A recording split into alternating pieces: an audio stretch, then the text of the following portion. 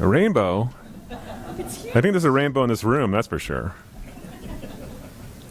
Thanks for joining us, Councilor Orr. It is 7:04, and we're going to call the City Council meeting for Monday, April 7th to order. And would you please join me in the flag salute? I pledge allegiance to the flag of the United States of America and to the republic for which it stands, one nation, under God, indivisible, with liberty and justice for all. All right, thank you, everybody. Councilor Patty will be excused tonight. He's not feeling very well. The rest of the Stayton City Council is present, as well as our friends from Sublimity. The mayor's there, and I saw Tass, and I don't know who all is here, but thank you for joining us. We're happy to have you here for a special occasion. With that, is there any announcements or any additions to the agenda? No? Is there any declarations of ex-parte contact, conflict of interest, bias, etc.? No? Thank you. That leads us to consent agenda from March 17th. City Council work session minutes. March 17th, Council regular session minutes. And then resolution number 25011, establishing a public advisory committee for the Stayton Safety Action Plan. What would Council like to do? Mr. Mayor, Councilor Orr? I'd like to make a motion to accept the consent agenda as presented. And Second. Okay. There's a motion and a second to accept the consent agenda as submitted. Or any other discussion? All those in favor say aye. Aye. Motion carries 4-0. That leaves us with the next item on the agenda, and that's presentations. I think that's why a majority of you all are here, right? Some big thing or something going on in town or something, I don't know. With that, we are going to talk about the Stayton High School basketball recognition. Julia? Yes, guess you're.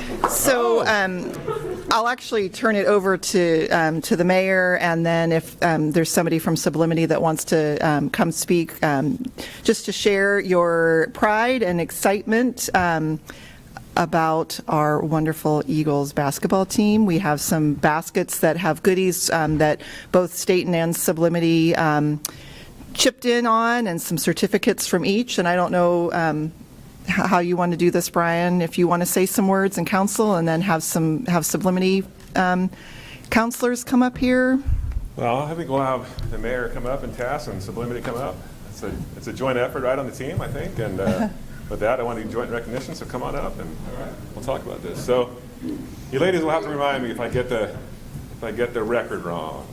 So please tell me what it is. 20 what and what? 7-1. Woo! Woo! 27 and 1.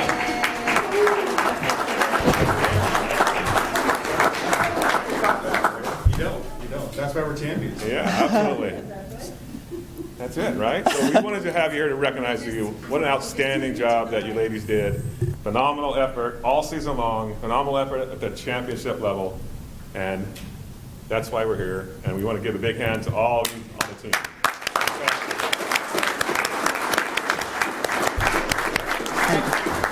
I'd just like to say I and my family, many of you know my family, are very proud of you girls. I've known some of you since kindergarten.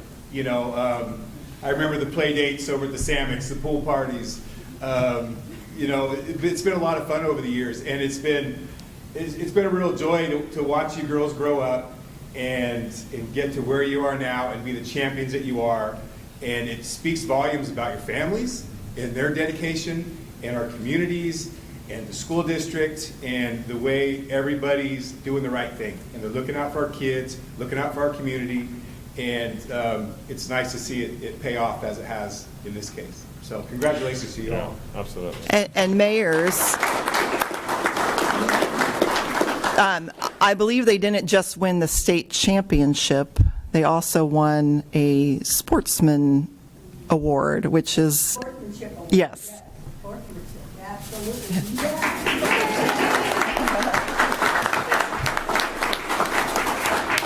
But I think that's the perfect combo, right, Cass? I think that's just sportsmanship is what you guys did to persevere and obtain the level of excellence that you did. So congratulations. You guys did an awesome job.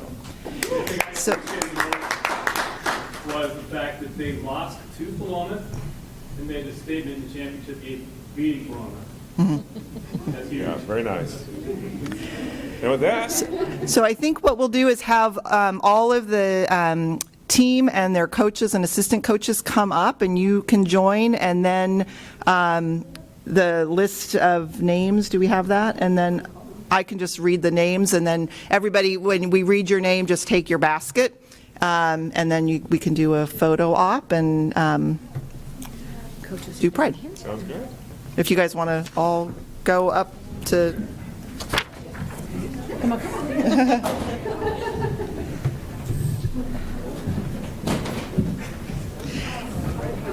So, and team members, your baskets are by your number. So look for your number, and that will be what's in your basket. So number 1 is Mila Morley. Or number 0, sorry. Number 1 is Courtney Samick. Number 2, Brooklyn Morley. 3, Haley Butenschen.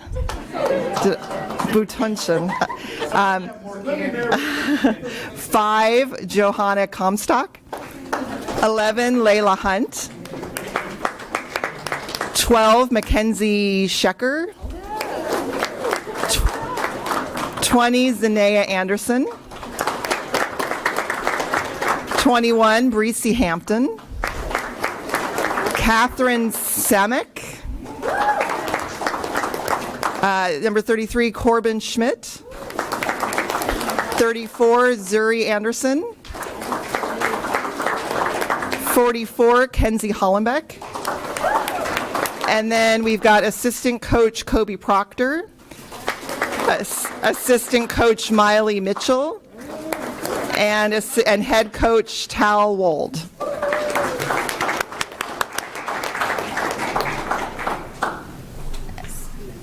And yes, I scooch in for a photo. And congratulations. All right, get tight, y'all. Get tight for a picture. Tighten it up. Tighten it up. Parents, we invite you up.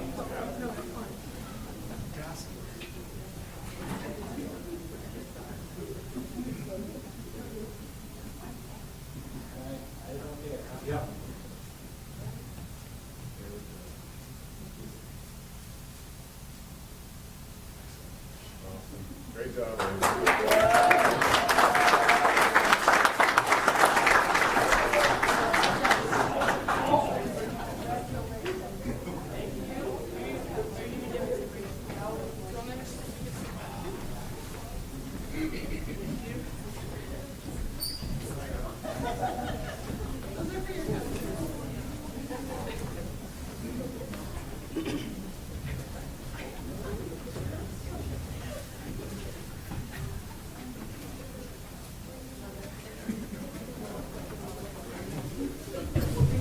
Hey, ladies, families, if you don't want to stay, you don't have to. It's going to be about 2 hours.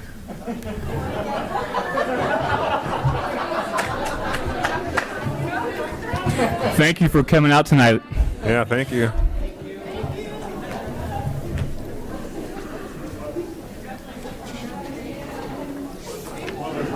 just want to say thank you so much for doing this. I really appreciate it. Great recognition. Yeah, you so thanks, much. absolutely. Great shirt. Thank you, Tom. So where's my... Where's my if I were mayor stuff?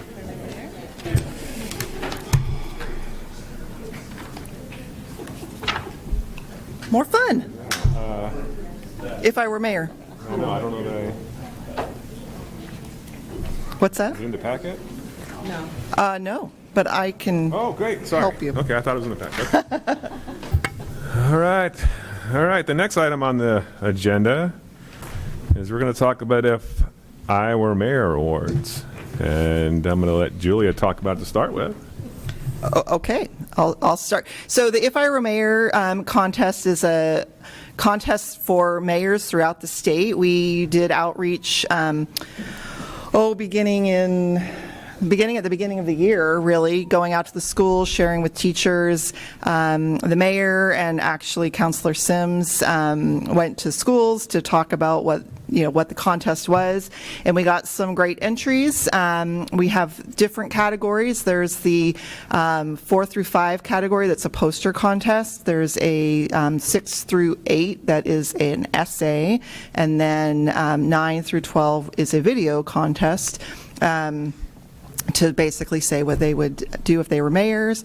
The mayor had the wonderful privilege of viewing and selecting and has awarded his winners. Yeah. So I want to tell everyone that entered the contest, very creative ideas, very thoughtful, very humorous in some cases, right? So it really shows that you all are paying attention to what goes on in town and what you wish to see in your community. And as you all become future leaders up in the future, that you have some great ideas you can try to implement, and you can sit up here with the rest of us and try to make those come to reality. So I appreciate everyone doing that and entering and taking the time. And since I don't have the awards here in front of me, Julia, you want to help me here? Sure, if you want to come up here, so when we call this person's name, some of them might be surprises. I don't know that they all are. You can hand out the certificate and then the little fake check and then the award. So the first one is the grade 4 through 5 poster contest winner, and that goes to Elise Florencio.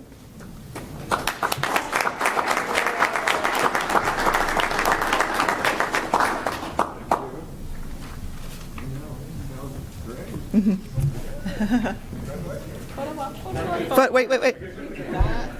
And Mayor, I believe that one of the winning pieces of that was the little saying that she had.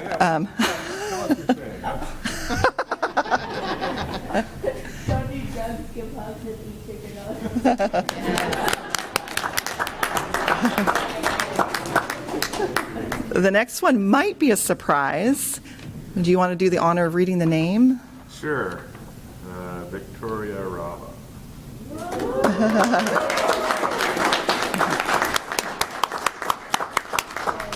So, Victoria, why don't you tell everybody real quick about your essay? I wrote about events the city could do to bring more families together. Nice. Very nice. And last but not least is Lillian Angelo. Lillian.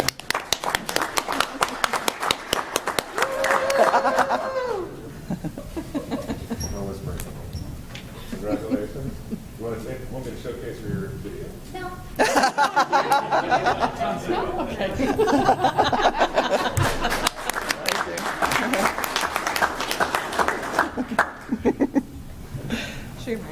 I know. All right. Anything else, Julia? With that? That is all of the presentations.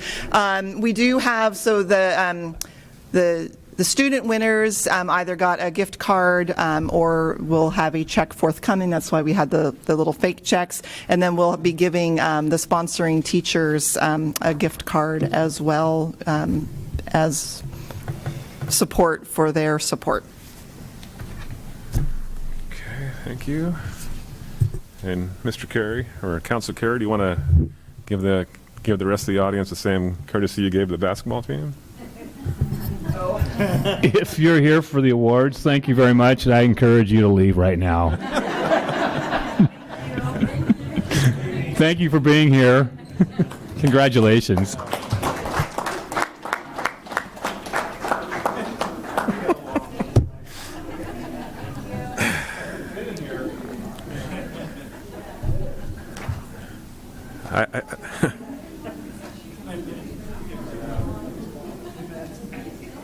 Somehow that negates everything I just told him.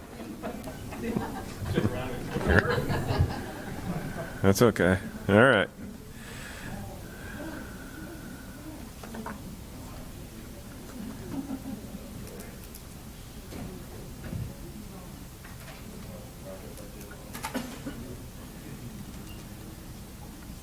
All right. The next item on the agenda is public comment, and Julie Boxler's signed up to offer public comment, so want to do it now?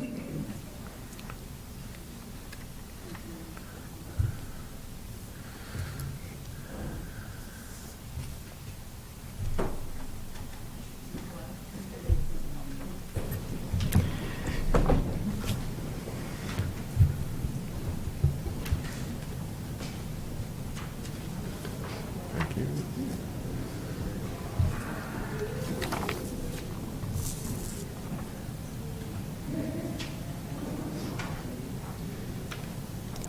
Hi, I'm Julie Boxler, 1660 Mount Jefferson Drive in Stayton. I did not know our meeting was an hour earlier at the Sigmund Room. I thought it was today or tonight here at 7 p.m., so I apologize for not showing up where I was supposed to be. But good evening, Mayor, council members, and staff. Thank you for this opportunity about the community grant. I'm here to briefly share with you an update on Flowing Through Time, a historical mural project at 138 North 3rd Avenue. You've received two visuals. Sketch A is the painted river with a street grid, and Sketch B is the final layout showing frame sizes, location, and subjects for future artwork. Sketch A is what is covered by this grant, the base layer, the rivers, and the street grid, and the lift rental. $5,000 from the city, $2,600 from the Cardboard Box LLC, a sole proprietorship owned by me. And our lift donation was recently rescinded due to scheduling conflicts, and I hope to find another one.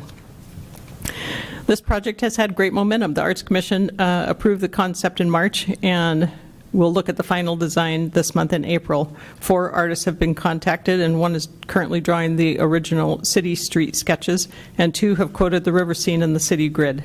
These quotes will go back to the Arts Commission to help get approval for which artists they think should fulfill that mural.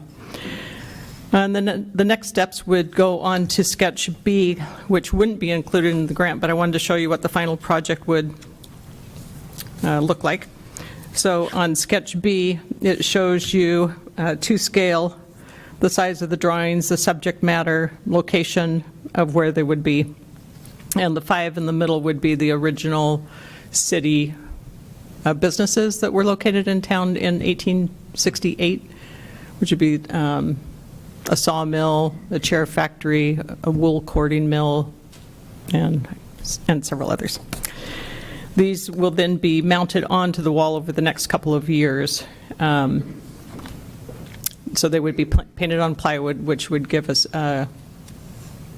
less cost for each mural.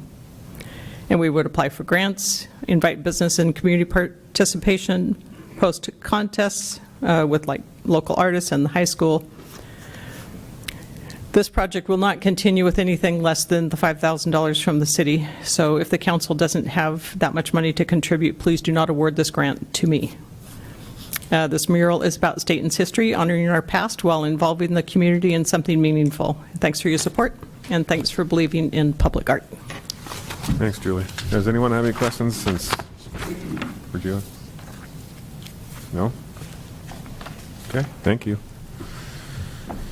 All right, that leads us to general business, resolution number 25-012, Community Improvement Grant Awards, and this is a decision item for council, so Jennifer, or?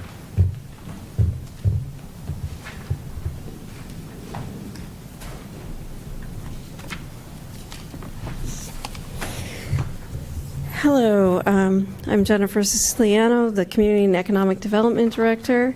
Here to talk about the community improvement grants.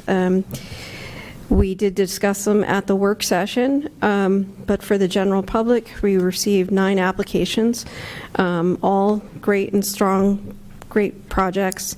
They totaled $32,775 in requested funding, and the City Council has $14,587 budgeted for this grant.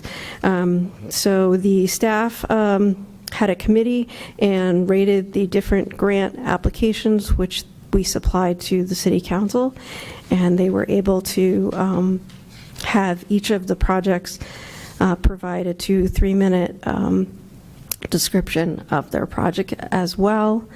And that's it. And so you're here to determine who gets, what projects get funded this year, and how much you want to fund them for.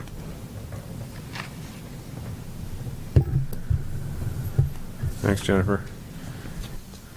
Who wants to start? Council? Mr. Mayor? Councilor Sims. So, to the city staff, good job on your rankings.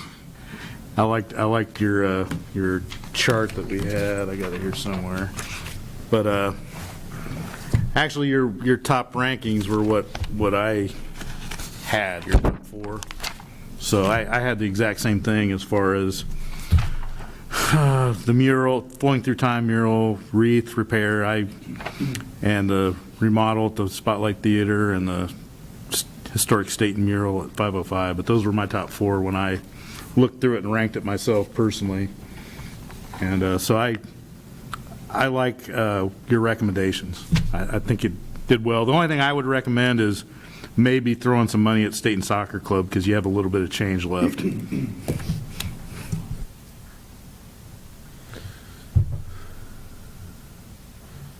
Anybody else? Mayor.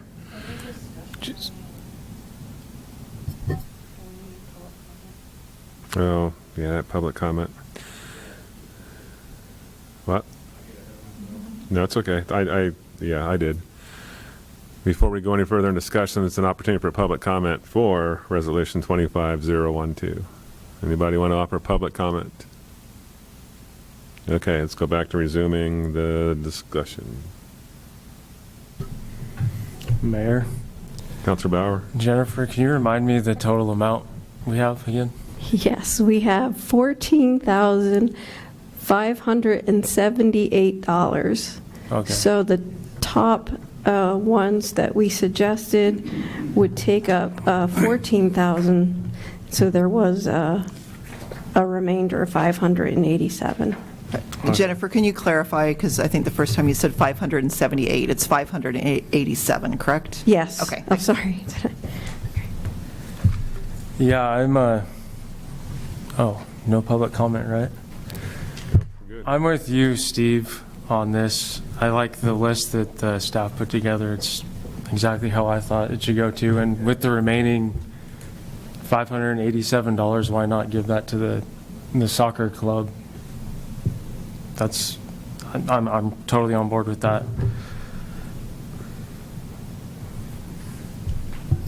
Mr. Mayor. Councilor Carey? As an athlete myself, as a longtime coach, I don't have an issue with that, but I think we need to just really reiterate to them the fact that they can do fundraising for sports, for teams. I'm all about letting the kids, putting this into the program, but I think at the same time they need to make an effort themselves and hold fundraisers that are going to increase their funds that they need. Yeah, that's a good point. And the whole coaching stipend thing, I don't know if they need to like erase that from their application or whatever, but that's totally I agree. not acceptable. Should not be in my opinion. on there at all, the Yeah. stipend, especially as a volunteer. Yeah, it's youth coaching is all about volunteers, so yeah. But with Sure. that one caveat of getting rid of the stipend, I'm down with giving them the $500. Jennifer, maybe you can read the criteria one more time. Do you have that in front of you? I do. Just see if that defines it a little bit more, maybe? So there was a threshold criteria if the project occurred within city limits, if the project can be completed within the award time frame, so it has to be completed by June, the end of June. And would it be likely completed with the proposed budget as proposed, that it would not result in any ongoing costs to the city, that other funding is limited or unavailable, and the matching funds or in-kind donations appears to be reasonable. So there definitely was some questions on whether projects could be completed by June, and whether they took place within the city limits. Then we had grant objectives, which we rated 1 to 5. Strengthens communication and builds relationships between neighbors, promotes inclusivity and diversity, fosters leadership development, creates and improves a shared space within the neighborhood, improves the overall appearance of the neighborhood, provides a new or improves an existing asset in the neighborhood, strengthens neighborhood identity, increases health and/or safety, addresses a neighborhood conflict or challenge. And I have to say, every one of them scored pretty high. It was just a difference in a few points.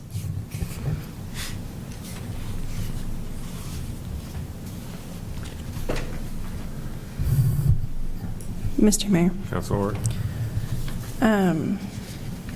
This just kind of popped into my head as you were saying that, but I don't believe on the soccer club that they had a specific project that they wanted. Like I think it'd be better if they told us what they were planning to do with the money. A little bit more detail about that.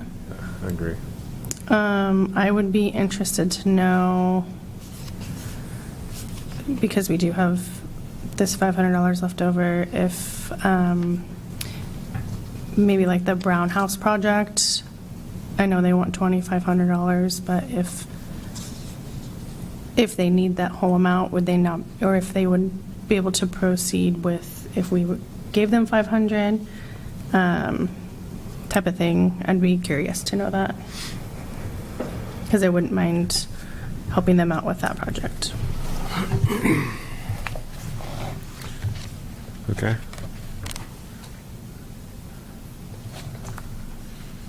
I think what council should look at is, sounds like there's consensus on the majority of the money, and so maybe you guys start with that, and it's up to you. Mayor. Councilor Carey. Julie, I have a quick question for you. Julie, do you have a list of artists that you're going to propose to the council, the Art Commission? No, our commission will be looking. So you have the names for them of artists? No, okay. I don't know any artists. Okay. I know John and Terry Mesa just had a bid on theirs, and it looked very, very nice. So maybe talk to them. 2 bids for the. If I can have, I'm sorry, just for people at home, I just don't want to have people speaking from the audience because nobody will be able to hear it. So if, Okay. Is that? Right. Yeah, real quick, please. Yes, we had 2 artists on the river and the city grid. One is Paul Tays, and the other is Manny. I don't know how to pronounce his last name. He's out of Salem, and he's a spray paint artist. So I would take those 2 artists and have them go meet with the Art Commission and me, and to get feedback from the Arts Commission of which artist would be the best. But then on the future ones, that's all unknown, except for the Kayapua.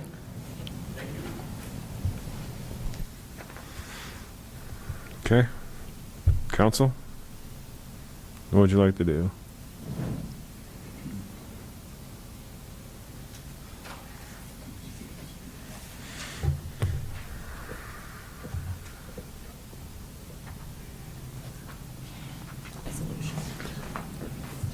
So Jennifer, after that criteria that you read, did they have to meet like a percentage of them, a vast majority of them, or how did you score it? Did you use that in scoring? Yes, so the threshold criteria, they had to fulfill the threshold.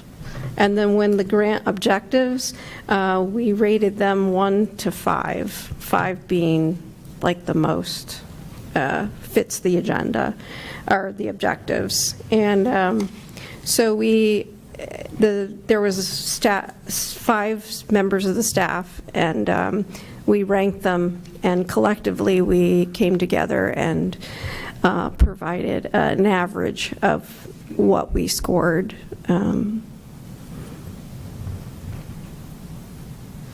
Okay. And I'll just offer a suggestion if it helps. If you are going to struggle with the $587, I think, as the mayor suggested, start with the ones you know. We do need to have the resolution amended because we didn't know who you were going to select. And if there's questions that you want answered, we could potentially narrow down the questions for that remaining $587 and then come back at a later date and award that. It's a small enough amount. If anybody couldn't spend that much, I mean, it would be a little bit later, obviously, but I think getting the decision out so that people can start working on the projects that they need to start working on and have done by the end of June. Mr. Mayor. Councilor Sims? Julia, so if we do a motion, we'd have to state which projects we're going to do the grant. Yeah, amount, you would be correct? amending Section 2 of the resolution to basically remove the X and the dollar amount. So you're basically going to say the council authorizes the distribution of available grant funds to the following projects with the corresponding grant fund amounts, and then you will list the projects. So you're going to amend the resolution to list the projects and the project amount that you are going to award.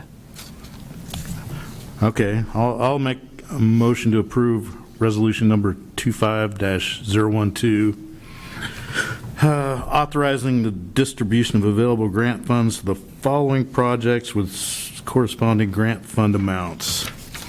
The Flowing Through Time mural for the amount of $5,000. The Community Christmas Wreath Repair and Maintenance grant for $2,000. The stage remodel of Spotlight Community Theater in the amount of $3,500. And the Historic Stayton mural at the 505 Men's Collective in the amount of $3,500, totaling $14,000. I second that. Okay, there's a motion and a second.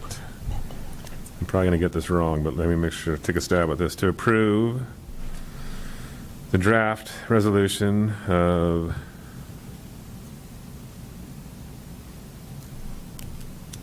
Yep, I got it wrong already. Go ahead. So, one more and just time. to clarify, you would be moving to approve the resolution with, as amended, right? With, As amended, Yeah. I need to state that, or? that would be clearest. So if you say, yeah, or with the following amendments, or, yeah. I Alyssa make a says you did motion it. to approve resolution number 25-012 as amended, authorizing the distribution of available grant funds to the following projects with the corresponding grant fund amounts. Those projects would be Flowing Through Time mural in the amount of $5,000, Community Christmas Wreath Repair and Maintenance in the amount of $2,000, stage remodel at Spotlight Community Theater in the amount of $3,500, and the Historic Stayton mural at the 505 Men's Collective in the amount of $3,500. Okay, let me try that again. Since there's a motion and a second to approve resolution 25-012 as amended, granting community Christmas wreath and repair $2,000, historic state mural at the 505 Men's Collective for $3,500, the Flowing Through Time mural at $5,000, and the stage remodel at the Spotlight Community Theater for $3,500. Is there any further discussion? Can you poll the council, please, on this one? Counselor Sims? Yes. Counselor Carey? Yes. Counselor Ort? Yes. Counselor Fowler? Yes. Motion passes 4-0. Thank you. Melanie? Okay. Do you want to provide direction for the remaining $587? That same thing, yeah. I'd like to propose that we get a very detailed instructions as what they want the funds for from the soccer club, and possibly something from the Brown House if it would help them at all as they move forward also with their project. I second that. Okay. Okay, thank you. Direction enough? Yes, that's direction, and then we'll ask them, we'll share that at Okay. an upcoming meeting. Okay, so thank you for that, Jennifer. Thanks, council. That goes to ordinance number 25-001, amending chapter 14.12 of the State Municipal Code to adopt updated terms and conditions for the Pacific Power franchise agreement. Julia? Thank you. This is exactly what it says. It's updating the Pacific Power franchise agreement. We've actually had franchise agreements with Pacific Power since the 1960s and updated them periodically. In 2023, the current agreement expired. I think we were in transition about that time. In talking with our city attorney, while it had expired, the terms remained in effect, so there wasn't a huge sense of urgency. We began working on drafting language. It took a long time, sort of back and forth. This has been thoroughly reviewed and I think drafted initially by our city attorney's office and then sent to Pacific Power, and there's a little bit of back and forth there. It doesn't change the amount of the franchise fee. It remains at 7%. And just updates the terms and conditions and makes it modern and up to date. So we're recommending approval of the ordinance, because it is an ordinance that's amended into our code. We're recommending approval of the ordinance, which would then allow us to sign the updated franchise agreement. Okay, thank you. This is an opportunity for public comment on ordinance number 25-001. Hear none. What would council like to do?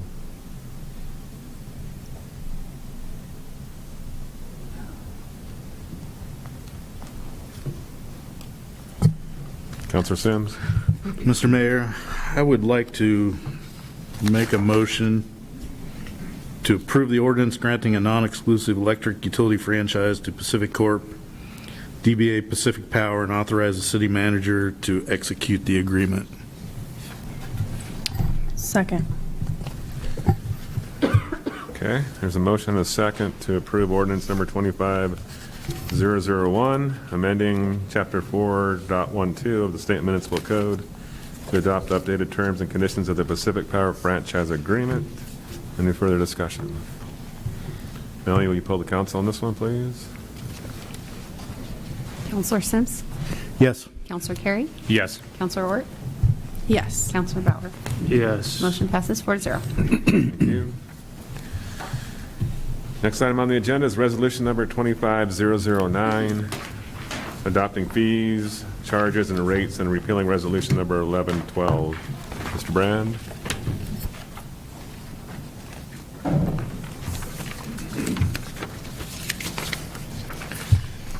All right, for the record, James Brand, City Finance Director. So this resolution was discussed at the March 17th meeting, the last council meeting, and council had some questions. So we've tried to answer those and consider, I'll just kind of outline some of those answers. So the first question was to make sure that we have included all of the fees in the fee schedule because some were missing. So we do add fees as we find missing ones, and as the mayor pointed out, the transient occupancy tax was missing, so we've added that. That's the only one that we found in this interim period.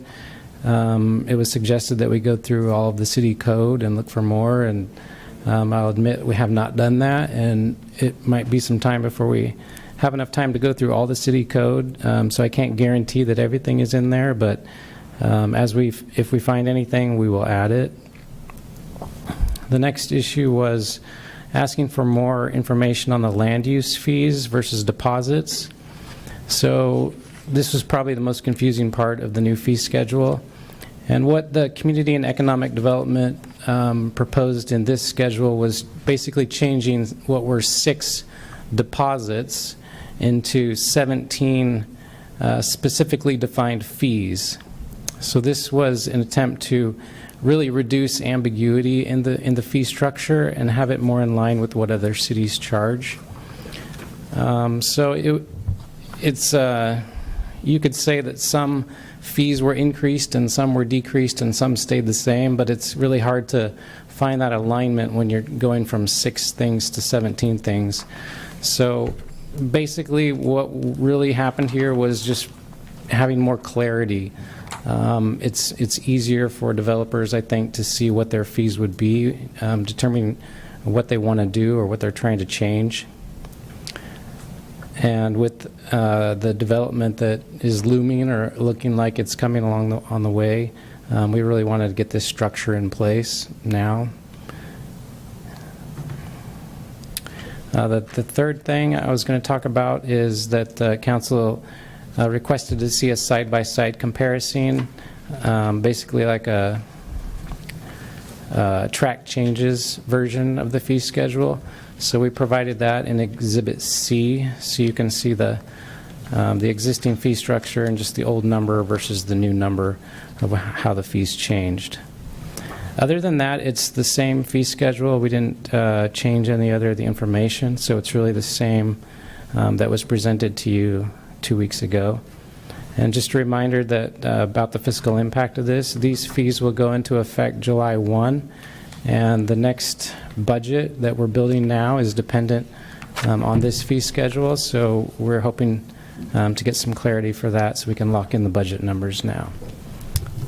So staff does recommend you adopt Resolution 25009 as presented, and after public comment, I'd be happy to answer any questions. Okay, thank you.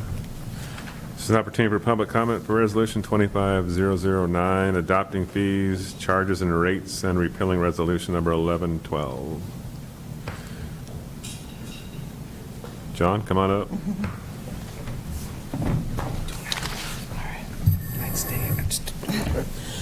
John Mesa, 351-349-427, and 505. Anyway, I had a great meeting with the city going over the fees. I'm going to be very specific about one fee that's part of our utility bill, which is the transportation fee. Currently, right now, with the buildings that we own on 3rd Avenue, we are currently paying right at $200, if not a little bit more than $200 a month for transportation fees. And when you compare that, if you look at your chart and the expense of the transportation fee, which is for maintaining the amount of public traffic that comes into town, Safeway currently is only paying $100. And so if you take a look at the amount of traffic that Safeway brings into town and the amount of traffic that our business brings into town isn't even comparable, and we're paying double. So the city is willing to work with us and talk about, and I'm presenting to you now, that there should be some restructuring on how we charge commercial buildings for that transportation fee, because if you were to put all our buildings together, we're not even a quarter of the size of Safeway and or the parking lot area that we would have that's in use for transportation for public access is quite a bit less. So you can see that we as a business are paying double what Safeway is paying. I'd just like to see a little change made to that, but I have to present that to you and council. And again, the city has been gracious and they have been great to work with Terry and I. So I just wanted to say that as a public comment. Thank you. Thanks, John. You have concerns about that for a long time, yeah. Sorry, I don't mean to mumble up here. Is there validity to that, what Mr. Mesa just said? There is validity in that with multiple buildings and each building is being charged a certain amount, it is very likely that they, as the owners of multiple businesses, are paying more than the Safeway because they are one business and there is a rate. I will say that I'm actually working on, and I sent it out to staff to review, a summary, a history. I actually went down into the dungeon and found some old council packets to provide a summary recap of how we got to this point with the transportation fee. It's been actually since 2013 was when it was initially adopted, just so you could see what went into it, what the initial estimate was. It has been since 2013. There is a basis for why the fees are the way they are. That doesn't mean that it's not warranted to relook at that and relook at the methodology. I did get an estimate on what it would take to update the methodology, and am proposing to put that in the budget for next year to look at that, because it might be that what was appropriate in 2013 might need some relooking. So. Okay. I have one suggestion that I would ask you to look at Silverton's transportation fees. They're all pretty much, the last time I looked at them, which was about last month or so, they're all uniform. And I think there's probably some methodology to that, so maybe just take a look at that. Because I looked at them and I was looking at each type of different business, and it appeared to me it was the same charge across the board. So that's my 2 cents. All right, council. Mr. Mayor. Councilor Sims. So, James, I was looking through here. I probably missed it, but was there a sidewalk use fee on here? Did that go away, or? Yeah, good question. We did discuss that, and it was decided to remove it, so that has been removed from the fee schedule. Okay, just making sure I wasn't missing it. Thanks.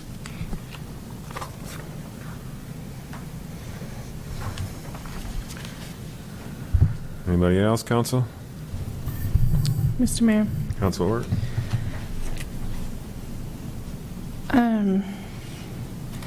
Just looking at some of like the land use fees, when we're looking like comparing, what page am I on? I'm on Exhibit B. So it's the comparisons for land use fees. Just curious, like when we're comparing these, so down at the bottom, like the variance, the Stayton proposed is $1,200, but like Sublimities is $1,000. Then you have like Monmouth is between $300 and $700. Silverton is $700. Just curious, like how do we come up with that? How do we come up with these figures? So it's kind of deceptive because, for instance, some variances can be done administratively, and some have to go to the Planning Commission and have a public hearing. So you don't know that in just looking at the fees, but I can guess that they probably do it administratively, where our rules say they have to go to the Planning Commission. And that's the same for partitions. I know partitions can be kind of less money. I noticed that. So that's the underlying thought. A follow-up to that, Mr. Mayor? Right. So then it costs us more because like staff time going through the Planning Commission and whatnot? And sending out notices, yes. Mostly, I would say staff time. Okay.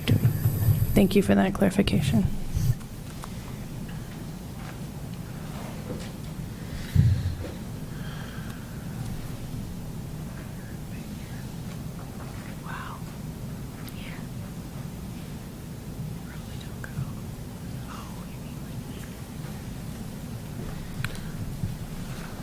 Anybody else? I got one question, Councilor Mayor. Bauer? I remember last meeting, Jordan brought up I think it was the transportation maintenance fees by residents, and how a mobile home pays half of what a single family residence pays. I was just curious how you come to that conclusion, or how the city does. I can answer that. Again, it's based on the original transportation assumptions in the ITE manual, the International Transportation Engineers Manual, when the transportation maintenance fee was initially established and what the rates were, but trips per users back then. So that's that's the basis, and that's why it's possible, likely, that things have changed. We might want to do things differently, so it's really appropriate to update the methodology. But I think you need to update the methodology and not just do one-offs, or we could end up getting, if we're not consistent with a basic methodology, that could end up being problematic.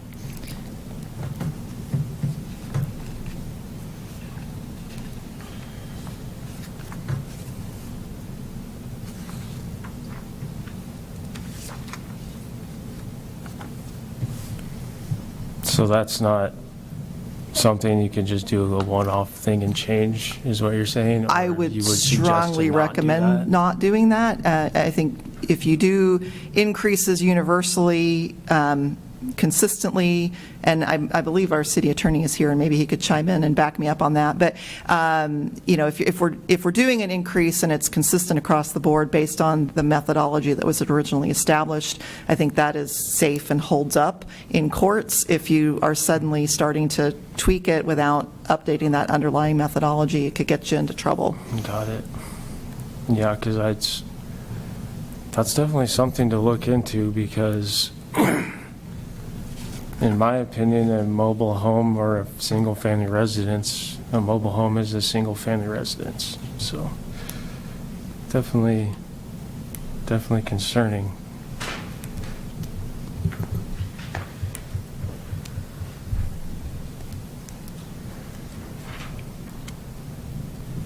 Mr. Mayor? Counselor Sims.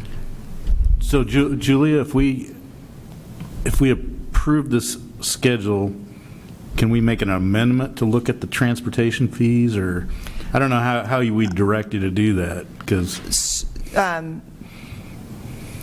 Yes, you could direct us to do that, and like I said, we do have a budget item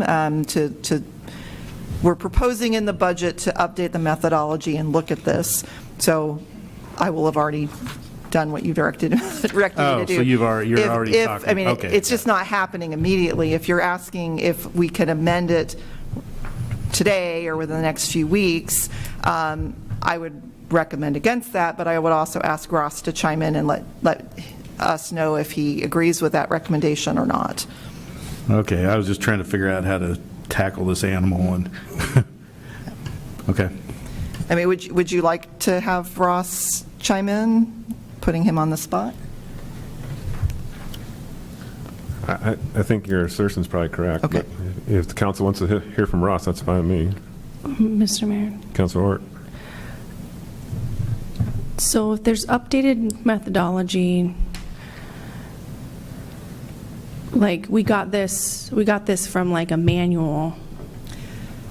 So then why can't we just look at the updated manual? Like I don't want to have to spend more money to tell us. Because it's more than... I don't want to have to spend more money on that to give us more information on. I don't think that's useful. It's more complicated than that. Make you change my mind. I mean, and I can almost guarantee you the manual is still going to show that there is a lesser number of trips for certain uses than single family. That's just because it's looking at the whole country, it's looking at different areas. So you need to update your basis. The manual feeds into your methodology, but it is not in and of itself your methodology. So you're looking at how much money needs to be raised, and you're looking at all the different uses and all the different trip rates, and ultimately developing a system that you want. And so as the mayor said, Silverton sounds like it's very simple, which is fine, but that means everybody's paying the same regardless of size or use and traffic impacts, which means that some people are paying more and some people are paying less. That, and that's fine, but that's your methodology. In looking at it, you get to look at what's going into our basic assumptions and how we want to formulate this, but it's not as simple as just changing a number, because that then changes the underlying methodology.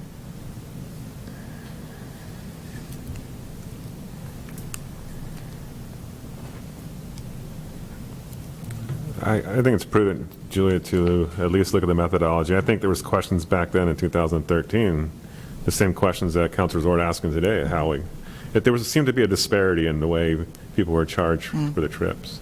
And I would say today with the 2 new apartment complexes in town, I would question what that methodology looks like for those folks. So that's my 2 cents. Council? Mayor. Councilor Yeah, Bauer. I would be interested to see what Ross has to say, because if we can, I mean, I don't know a whole lot about it, but if we can raise rates, I don't want to say willy-nilly, but we can raise rates on 3% on the stormwater and 3% on this, how come we can't just raise the transportation fee to just across the board $13.02 for a home, just a So you, place of living? but you can raise the rates a certain percentage across the board. You can't raise the rates for one type. That's the methodology. And so, for example, when we recently updated our water methodology, we changed the rates that certain uses were paying. So irrigation and like the city was not paying as much as it should have been paying, and so we had to raise it a higher percentage because we changed the methodology and we got aligned, if you will. So when you update the methodology, you calibrate and sort of reset things, but once you've done that methodology and that's been adopted or accepted, then you only can raise the rates across the board by that percentage. Otherwise, you're getting out of sync. Okay. I still think I'm going to ask Ross to jump on real quick and opine, please. Good evening, folks. Hey, Ross. I would agree with Julia. It's not, maybe not so far as to you can only make changes based upon the methodology, but I think it increases the city's risk to challenge if you deviate from your chosen methodology and start tweaking individual fees outside of the methodology. The purpose of the methodology is to give you the evidence and the support for those fees if they are ever challenged. And so if you start deviating from that, then you are essentially cutting out your own evidence for those fees.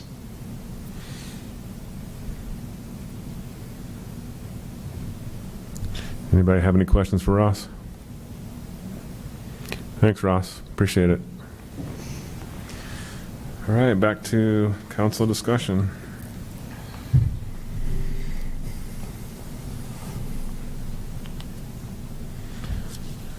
Councilor Sims. Go ahead, Councilor Sims. I'm just deep in thought here. But I think approving the fee schedule with what we're doing on the budget as far as looking at how we charge the transportation fee would be, I don't know if people are if the council's in agreement with that, we could make a motion, but I think the only thing that I had an issue with was that transportation fee also, but if we're going to look at that in the budget cycle, how we determine it and maybe make changes. So, and just to clarify, what's being proposed is in the budget cycle, including money to update the methodology. So then there will be So it'll take a little time to do that. I mean, that sounds like Correct. that might take some time. Yeah. It's not going to be right away thing. Correct. Is that going to be something that, like, where are we? Is that a line item that we're going to be able to see? I'm just curious how much it's going to cost. And then what budget it comes out of. It would come out of, what did we just? Public Works Administration, And then I think the budget was 25,000. That's what I thought. That was a quote from a consultant that we regularly use.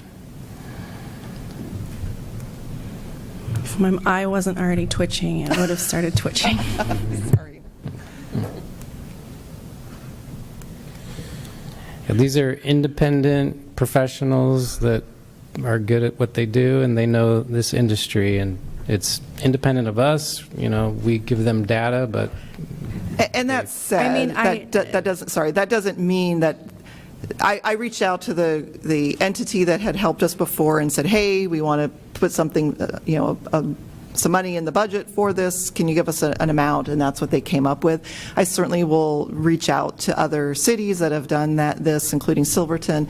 Maybe there's cheaper, more effective ways to do this. yeah.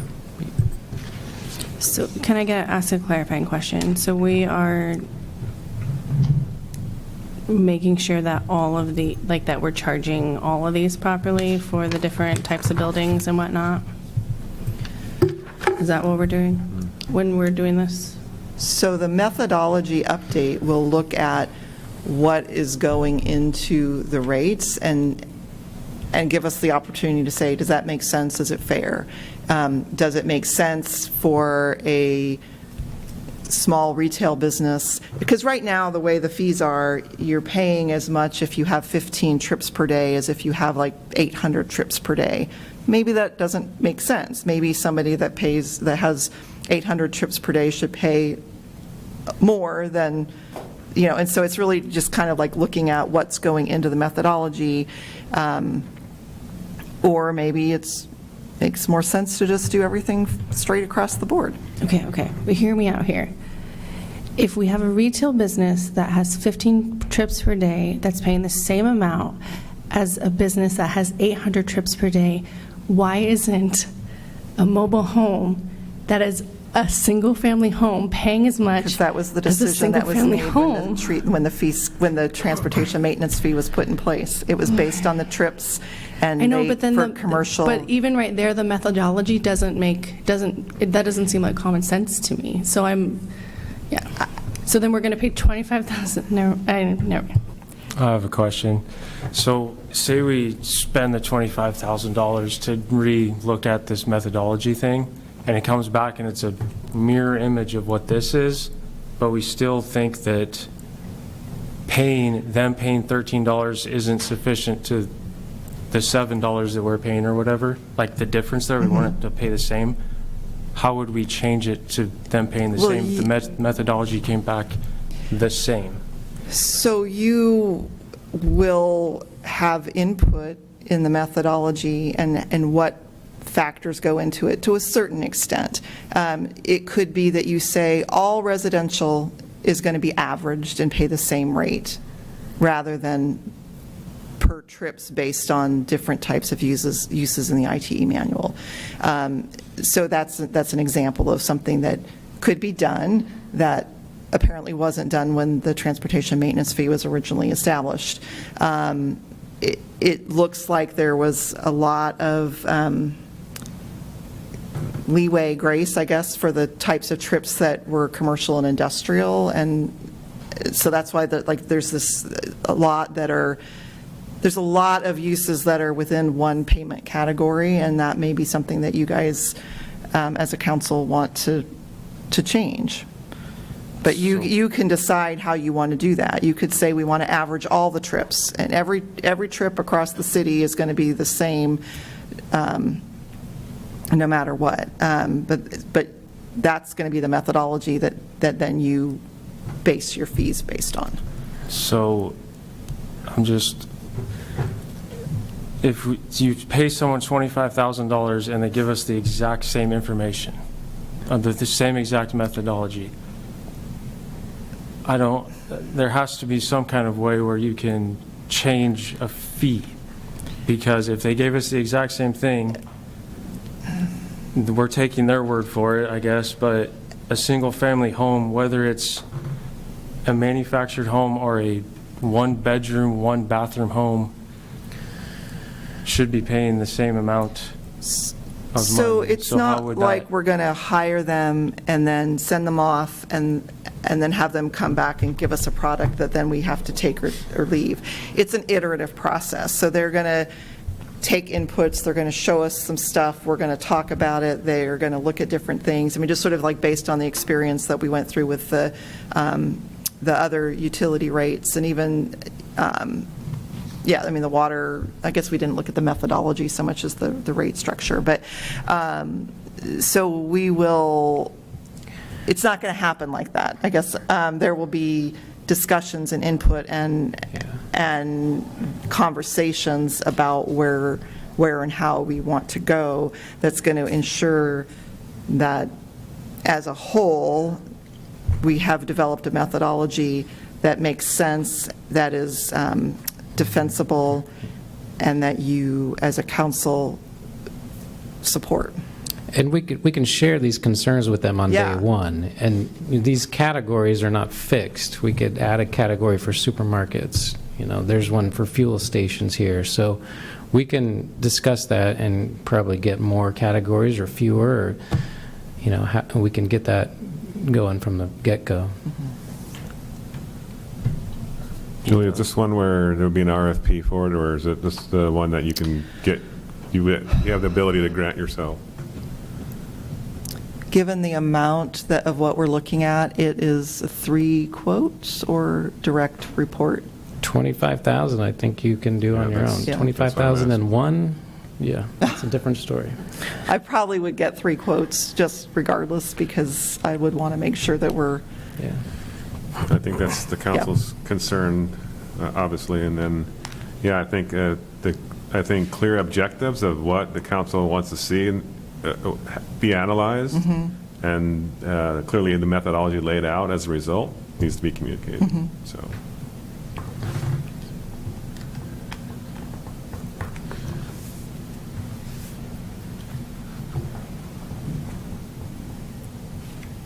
Yeah, I guess the only thing would be like how long, say you pay them the $25,000 and we get the result that we wanted,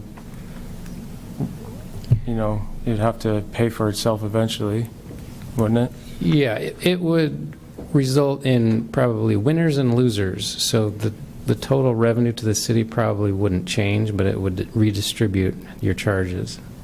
Like Safeway would pay more than Mesa's place? Potentially, yeah. But, I mean, that common sense seems like they should, but that's Yeah. kind of crazy to me. But And you could adopt a fee change at any time.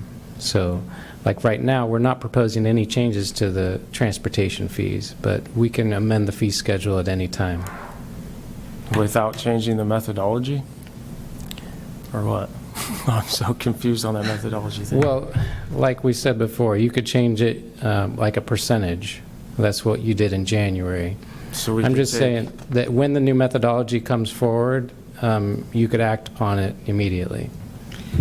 so what that would do is, with the new methodology, it would essentially replace the categories that are there now, have whatever new categories and new fee is tied to that methodology. So you'd be able to correct it at that point. But we can't do that currently. You can increase the fee, but it would be an increase across the board. Across the board. To clarify, it would be an increase, so we talked about raising the single-family home rate to $10, but what that did was it incrementally raised every rate by a percentage. From whatever that was. From whatever that was, like percentage-wise, it increased it. So so at your house, it went to $10. At a business, it went to X amount based on the methodology that we have right now. So we can change the rate at any time, but it'll be straight across the board. What we're talking about is changing the way that we do those percentages. Got you. Okay. Thanks, Jordan.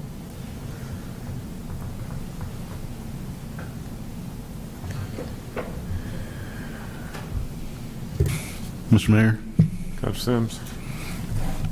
I'm ready to make a motion. I'm going to make a motion to adopt resolution number 25-009 as presented.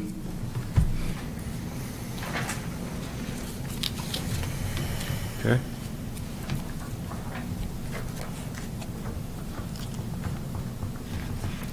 Doesn't sound like you have a second yet, Mr. Sims.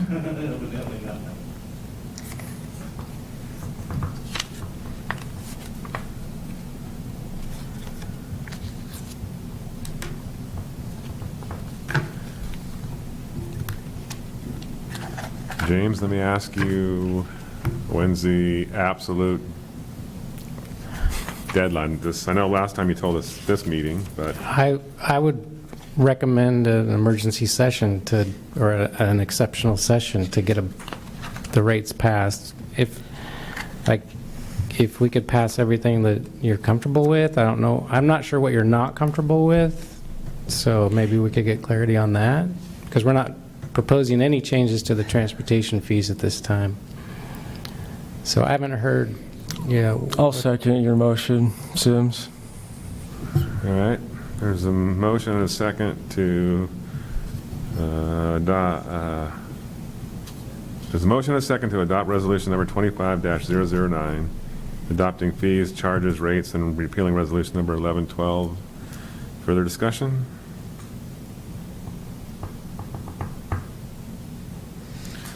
Okay. Melanie? Would you poll the council, please? Counselor Sims? Yes. Counselor Carey? Yes. Counselor Ort? Yes. Counselor Bauer? Yes. The motion passes 4-0. And thank you, council. I know that was, James, thank you for that last clarification. That helped a lot. yeah, I was going to say, I think that was hard. And I just want you to acknowledge that we're hearing you. We know that you're struggling with that transportation methodology, and I will continue to look and see, I'll look at other cities, see if there's things that we could do sooner, to see if there's things that we can do cheaper, to try to address your concerns. Julia, I think one thing that I wasn't ready to discuss in depth was the transient occupancy tax. I would like to put that on the agenda for a future meeting. Okay. Could you explain what that is? That's why I'd like to put it on. Go ahead, Julia. Just so. As I understand it, it is a tax that is charged for anybody that is renting a room. It's generally, with a hotel is where cities get their revenue from transient lodging tax. In Stayton, we really don't have hotels, but we have Airbnbs, and so they're in bed and breakfasts, and so we do have a very small revenue associated with that. So that is my understanding Yeah, of the I guess my ask is that we have a discussion about where that ends up. Right now, it ends up in the general fund.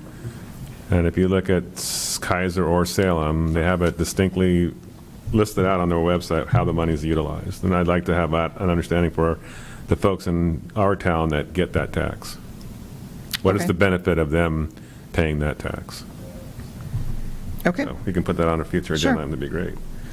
And maybe one other just comment on our last discussion. I don't know that I would use the word deceptive in the explanation. What? Is that the word that was used? Was it deceiving? Deceiving was the word, sorry. When we were talking about, when Councilor Ort asked about the comparison for the land use fees, I don't know that I would use the word deceiving. I'm not sure who used that word. Wasn't that, what was the, when you were trying to explain it, Jennifer, what was the word you used with a D? Oh, I think what she was referring to is it's deceptive. Deceptive, deceiving. I think it's misleading, perhaps, because, Sure. I hear what you're saying. From a transparency, from someone at home listening to that and hearing that word in government, Sure. just my 2 Yeah. cents. Yeah, the issue is that you can't see what's going into that fee. Yeah. Thank you. Okay, council, we're holding tight here. Next item of business is charter review discussion, section 33 vacancies and section 37 personnel rules. And with that, Ross, thanks for joining us again. Good evening, everyone. We are back at it, talking about the charter. This is the last session on individual sections before we get into kind of recap, and we'll do that at a later date. I have a PowerPoint to share.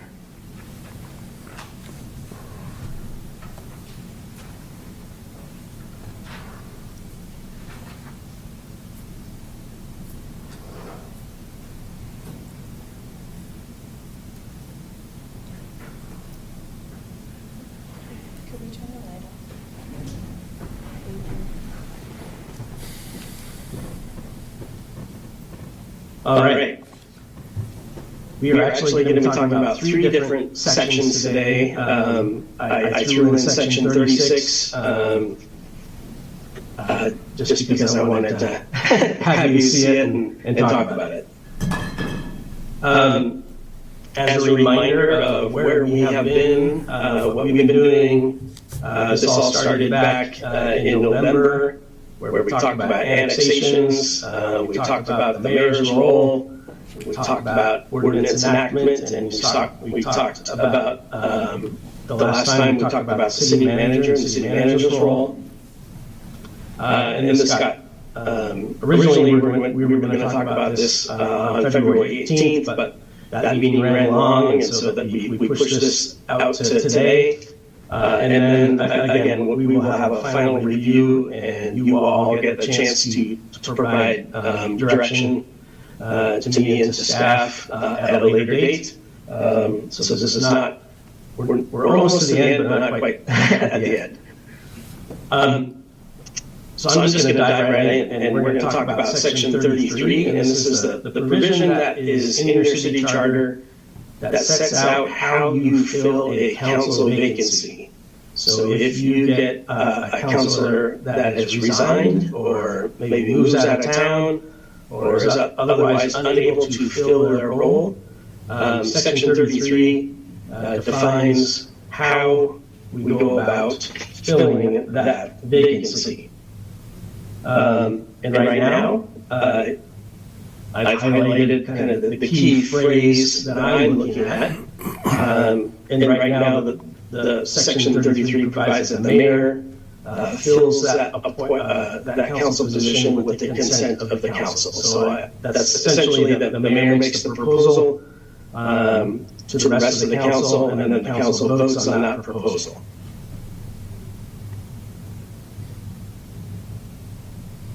And so the other thing about this provision is there's no allowance for what if you have multiple vacancies, and even in the kind of crazy scenario where maybe you get down to 2 or maybe even 1 remaining councilor. Whether you can actually make an appointment if you get that low. Right now, it's kind of an open question right now in section 33. And I'll remind you that there was a charter review process from the city in 2018. The charter review process looked at this section but made no recommended changes in 2018. And I will also say that the League of Oregon Cities has some data on city charters across the state, and according to that league data, it looks like approximately 17 other cities have a mayor-led appointment process for vacancies. So 17 is not a big number when you're looking at across the state.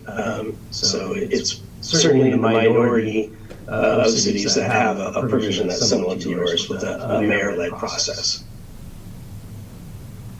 And this is the model charter provision for vacancy appointments. And I've color-coded this into 2 issues.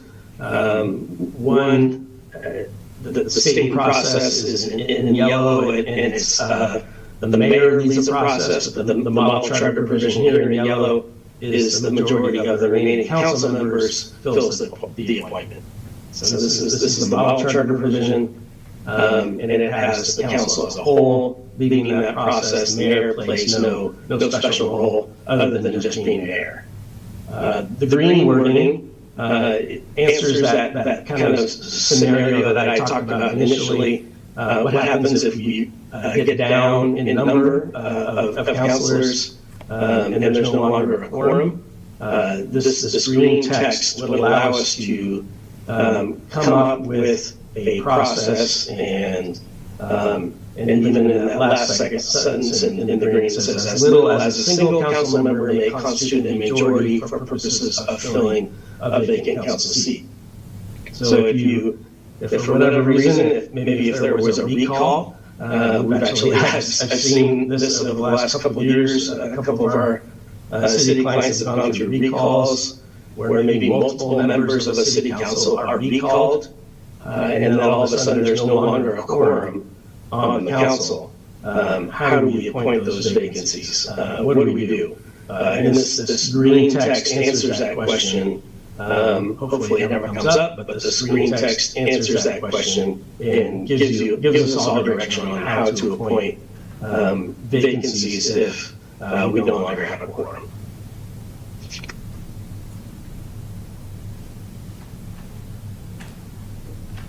So this leads me to reviewing section 33 and the policy questions that I have for you as a council and kind of the decision points. So the first question is whether filling the council vacancy should be led by the mayor or whether it should be a council process. And that's illustrated by the difference between the current Stayton council vacancy provision versus the model charter provision. Your current charter has the mayor leading the process. The model charter would have the council as a whole leading the process. So that's one question for you all. And then the second question is dealing with that scenario where maybe we no longer have a quorum. Maybe there are vacancies that come about, multiple vacancies that reduce the number of councilors to less than a quorum. What do we do then? So the second policy question is whether we want to address that scenario. It's not currently addressed explicitly in your charter provision. It is addressed explicitly in the model charter provision. And so the question is, should we do that? And then kind of a corollary third question for you all is to address that very rare situation where we get down to a single council member remaining on the council. Are they authorized to appoint at least one person, and then those two people would appoint one person, and then those three people would appoint the remaining folks on the council? So what happens if maybe there's a broad recall process in Stayton, and we get down to a single remaining councilor? What do we do?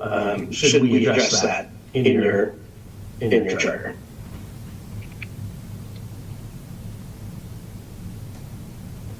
So those are the three policy questions that I have for you on section 33.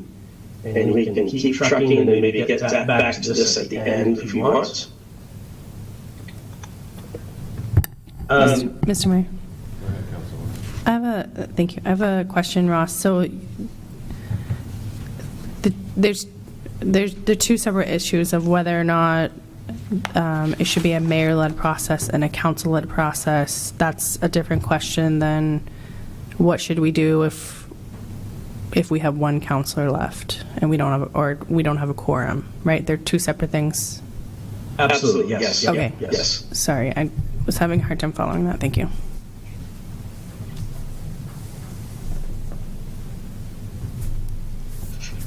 Go ahead, Ross. All right.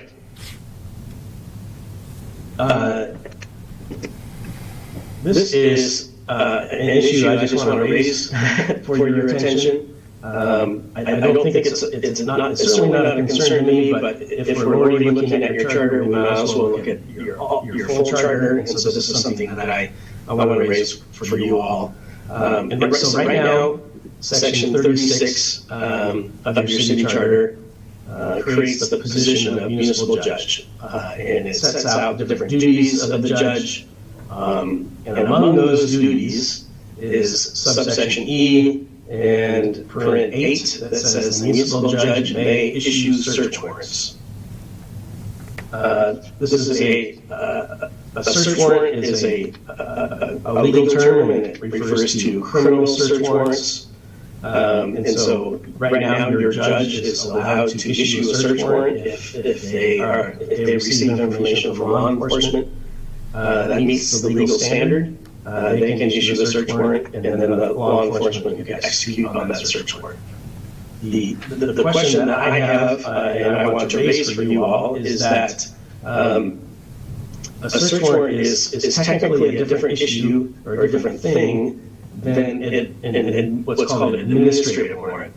And I want your judge to be able to issue an administrative warrant. An administrative warrant is a non-criminal warrant that allows generally staff to inspect a property, and it usually comes up in the nuisance context. So if someone has a nuisance on their property, and we have gone through your nuisance provisions in your code, and we now want to go and try to abate that nuisance, if we have to go onto someone's private property, maybe behind a fence or something like that, in order to fix and cure that nuisance, I want to be able to go to the municipal court judge and get an administrative warrant.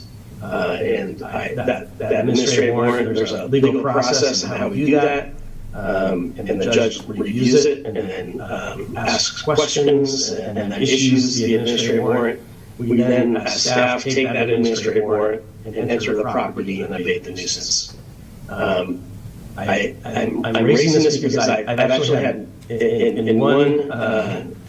I've had one justice court judge question the authority to issue an administrative warrant when the charter only says that the judge can issue a search warrant.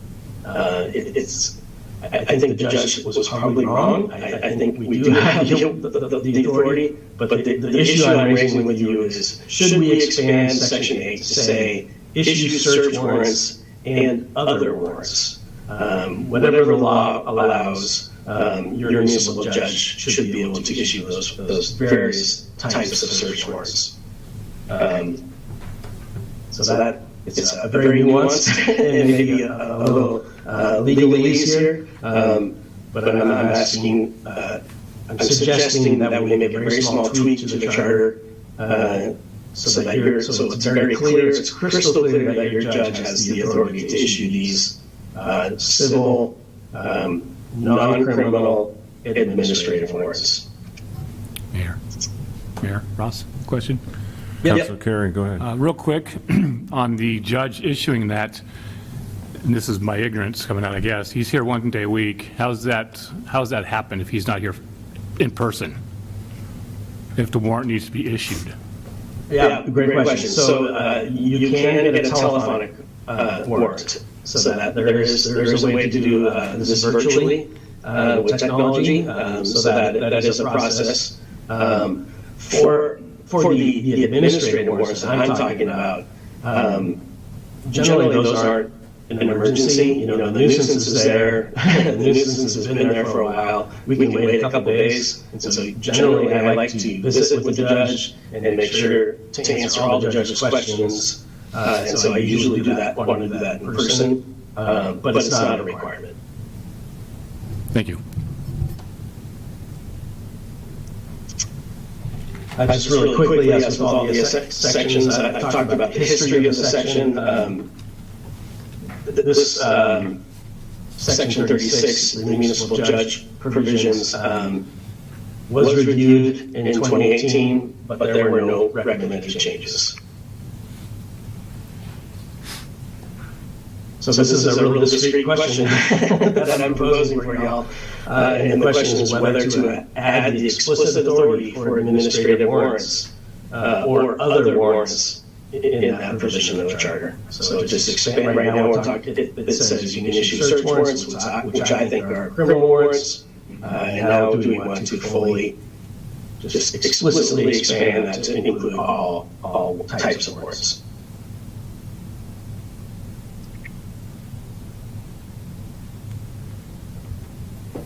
All right, cruising right along. Last section for tonight. We're talking about Section 37, and this has to do with personnel rules.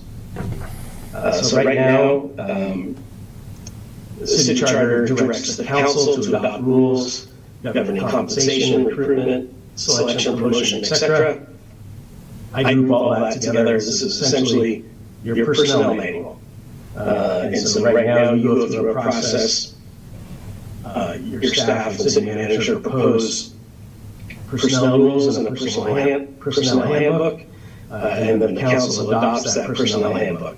And you've last did that, I believe, in 2020 through Resolution 1004. The council received the proposed personnel rules and adopted those, and that is according to your city charter. Historically, again, this was reviewed in 2018, and no changes were recommended in 2018. And then when we look to the model charter, the model charter actually breaks this up into two separate sections. Let's see if I can move this out of the way a little bit. So the model charter has a provision about compensation.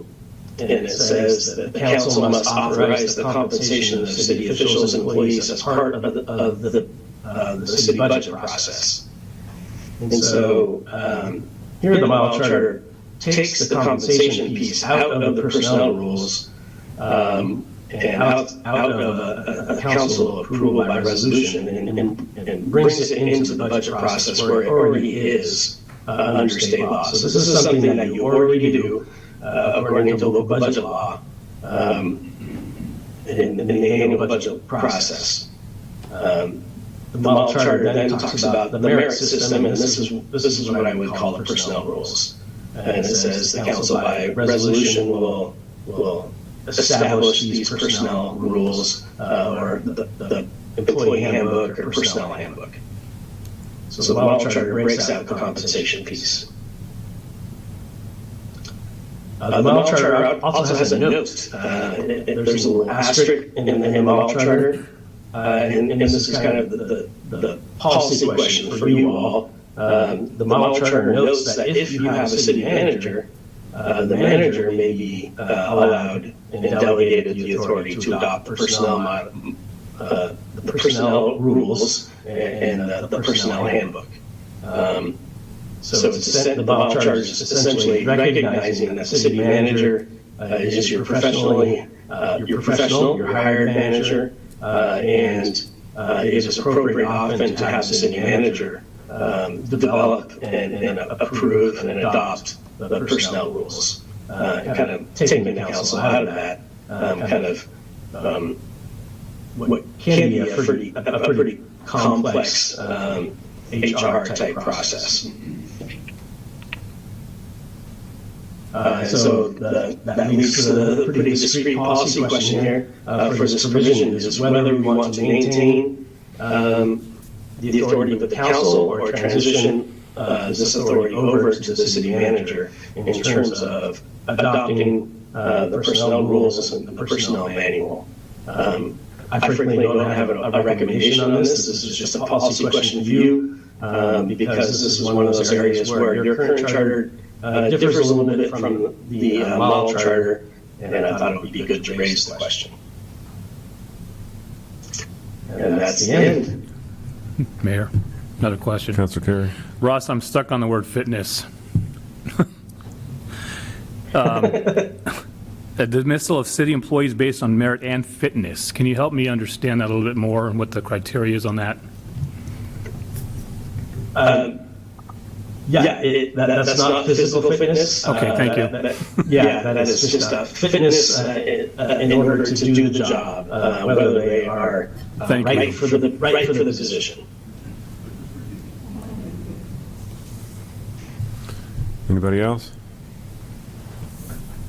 Thanks, Ross. And so just to remind folks, the next step is Julie and I will schedule a time for me to come back and we'll do a quick recap of where we've been, and then we can walk through these policy questions with you all. If you have any initial thoughts about whether I should even bring some of these questions back or not, I can happily take those now, or we can defer that discussion for a later time.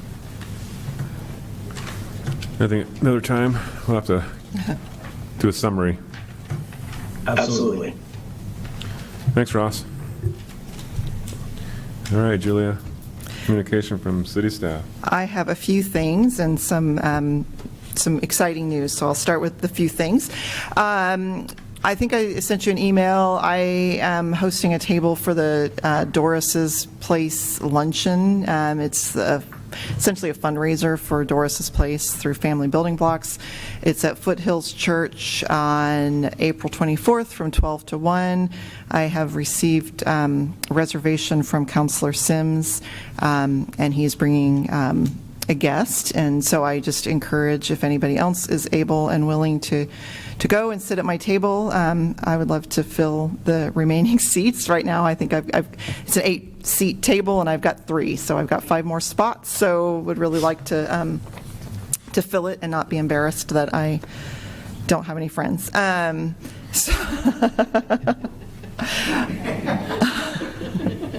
No pressure.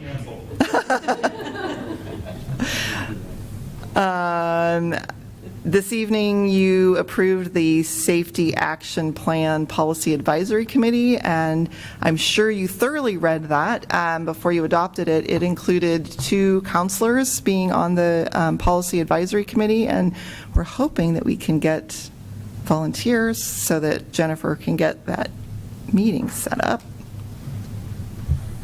Are you asking tonight? I'd love it tonight, but if not, then I will. There you go. I second that nomination.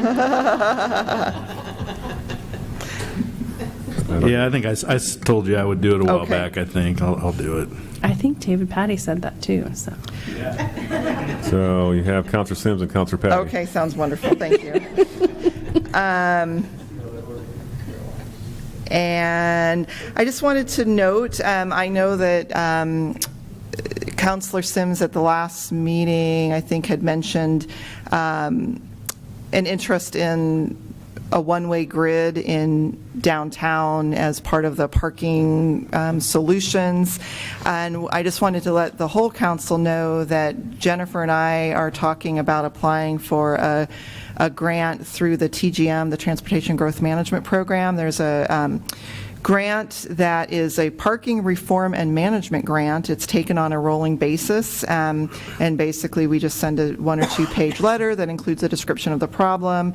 There would be a resolution from the local decision-making body showing support for the project, and we do some letters of support, and we think that would be a good way to explore that, as well as some feedback that some counselors have gotten from some business owners about the 3-hour parking location. So I wanted to put that out there and see if there is an interest in us moving forward with that grant, and if so, we can put a resolution together.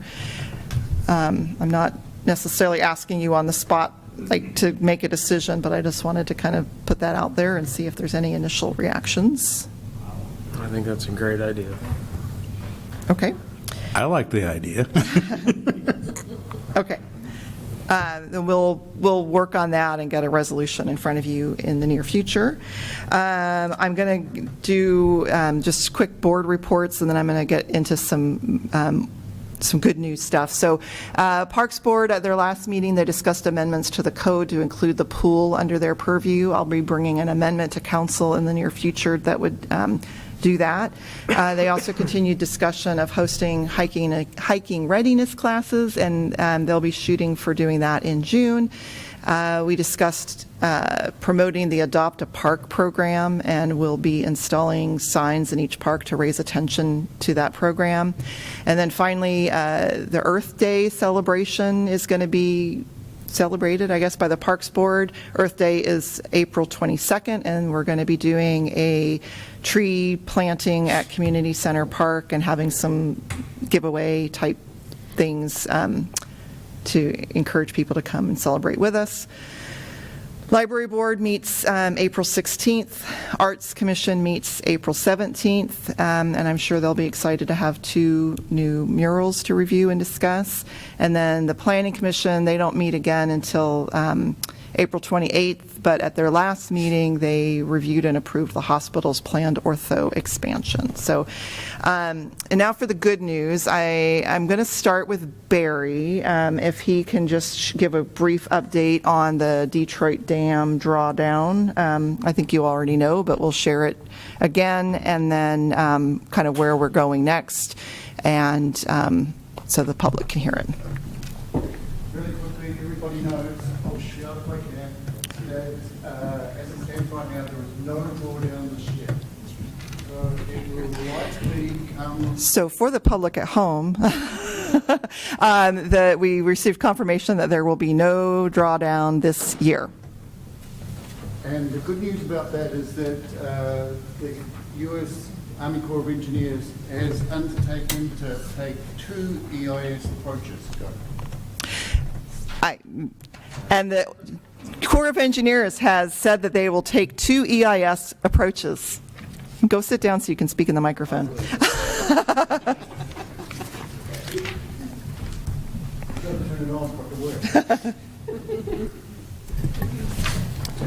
For the record, Barry Buchanan, Interim Public Works Director.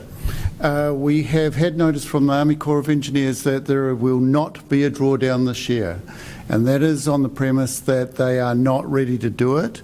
They are still talking about looking at finalising this year's EIS, or their plan to in actual fact draw down the dam, but that has not been finalised because one of the additional items that have been asked for by the federal government is whether they in actual fact continue with hydro generation at some of these dams. They have made a decision, but it's gone to the Army Corps senior management, and at the moment, as we all know, there is not a senior manager at the moment to pass it on to federal department. So therefore that decision hasn't been made, or is not being made until at this present time, so the EIS can't be immediately finished. They're trying to get it finished. Secondly, they have decided that there will be a secondary EIS that will be completed next year before they actually undertake the drawdown itself.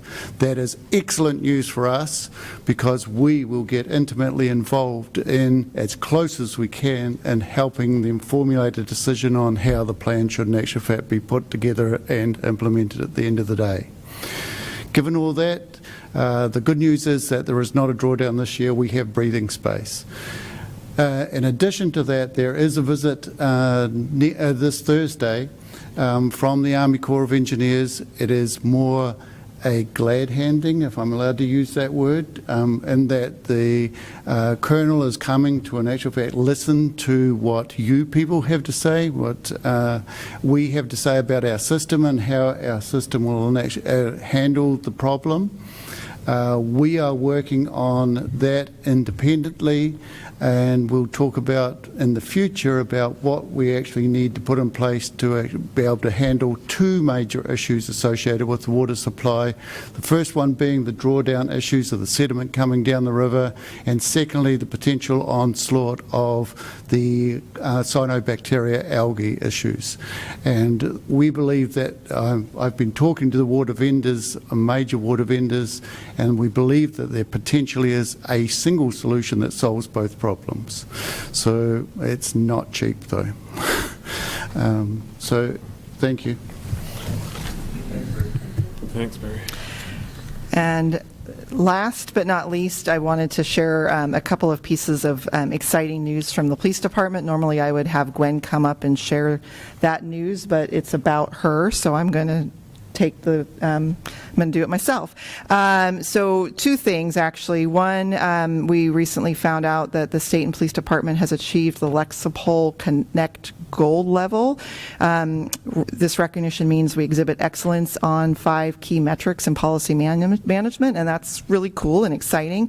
But what I'm most excited to share, and I think I forwarded the email to Council on Friday, that our very own Chief Johns has been awarded. She hasn't received it yet. There's a thing in May, I believe May 9th, the FBI Law Enforcement Exemplary Leadership Award. The Law Enforcement Leadership Award is awarded to a law enforcement partner that demonstrates professionalism, outstanding leadership skills, makes impactful contributions to the community and public safety, and collaborates effectively with partnering agencies. All awardees are nominated by an FBI employee who believes the recipient is deserving of the recognition. So I think that's a really exciting news, and I just am super excited and proud of her. So I wanted to share that news with council.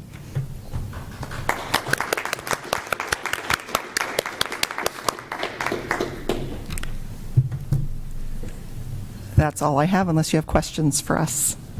Councilor Ort's got something on her mind. I just want to say congratulations. That's really cool. Ditto. Thank you. Opportunity for communication from council. No? Anybody else over there? Mr. Bauer? Nothing? All right. That's my chance to weigh in. Chief, congratulations. Good stuff. I just want to recognize ODOT for the efforts they put forth to keep the park and ride vacated and clean, as well as the camp that was under the interchange. I know that was not in the city limits, but it's the gateway to our community. And there's an image there, and I think the efforts shown by the two of the folks that are residents of Stayton that work for ODOT that have that under their bailiwick did a fantastic job addressing the situation last week. So my hats are off to those folks. Julia helped me write a letter to their supervisors, and we submitted it to ODOT. I just want to make sure that recognition goes a long way for them, because it's not an easy job, if you know, and some of the stuff they have to encounter and deal with is pretty disturbing at times. So I'll leave it at that. I thank them for that. What else? Anybody else have anything else? No, it's a long day. I want to really, again, acknowledge the Stayton High School girls basketball team. That was a great way of honoring their season, and good stuff. And if there's nothing else, we're going to call it adjourned.